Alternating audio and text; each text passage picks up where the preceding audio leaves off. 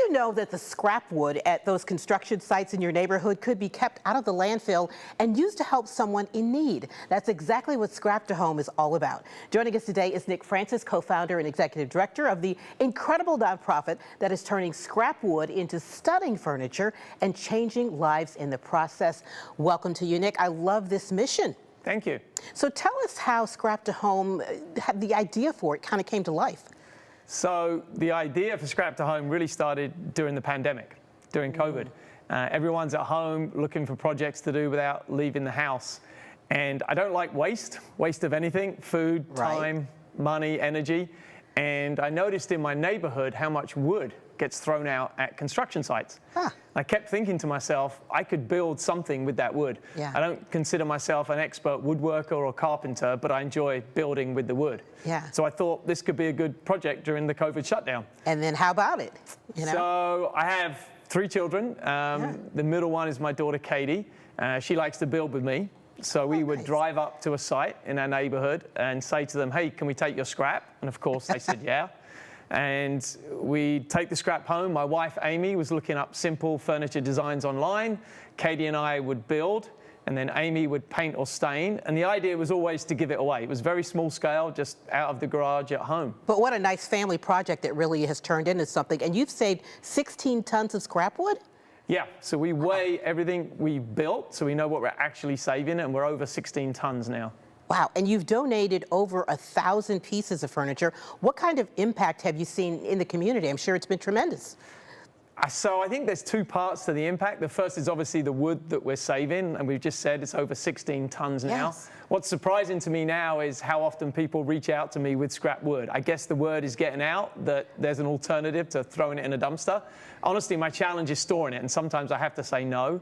And then the second part of the impact, of course, is the people that receive the furniture. So I've been on a couple of deliveries. And we have some of it right here, right? Yeah. It's very nice, sturdy, and it looks great. Thank you. I think that's why people probably want it. And I hear you're gearing up for a fundraising campaign. Tell us about that, Nick. Yes, so we've grown and our needs have changed, so it's time for us to move to a new woodshop location. And we're moving in with the Danbeard Council. They are building a skilled trades education centre out in Loveland at their Camp Friedlander property. And so we're figuring out all the details with them, but we expect to move in the fall. So our campaign has 2 goals. The first is to equip the new woodshop with all the machines and the tools and the supplies. And the second part is to generate operating expenses for year 1 in that new facility so that we can continue doing what we're doing and be a more sustainable organization. I love it. Let's lean into this, the wood furniture here a little bit. What goes into making these? So typically we start by cleaning up the scrap wood. So we get it in the shop. Sometimes we have to break it down a little bit, remove some screws or nails, and then typically we cut it to size, run the wood through a planer or a jointer or a drum sander, and then honestly it looks like new, and then it's ready to build with. And we use some pretty standard designs for most of our furniture. But it's what people want. This is what people want. Everyone has these in their houses, Exactly, exactly. And I understand that you run a team building workshop. Tell us about that. Yeah, so that's something we do to generate some revenue to help run our operation.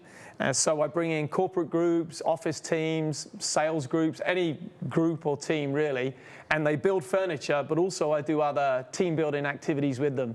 And so, for example, it might focus on leadership, communication, trust, or collaboration. It's all working with your hands and building something and starting from start to finish with something, right? Yes, and they end up with a very tangible product at the end. They've also done some professional development along the way. Okay, if people are interested in this, whether it's team building, whether it's fundraising for you all, how can they get in touch with you? The best way is to go to our website, scrap2home.org. And it's scrap, then the number 2 home.org. All right. Thank you so much for being here, sharing this great information and a way to help you guys too. This is awesome. Thank you. Good luck with everything too.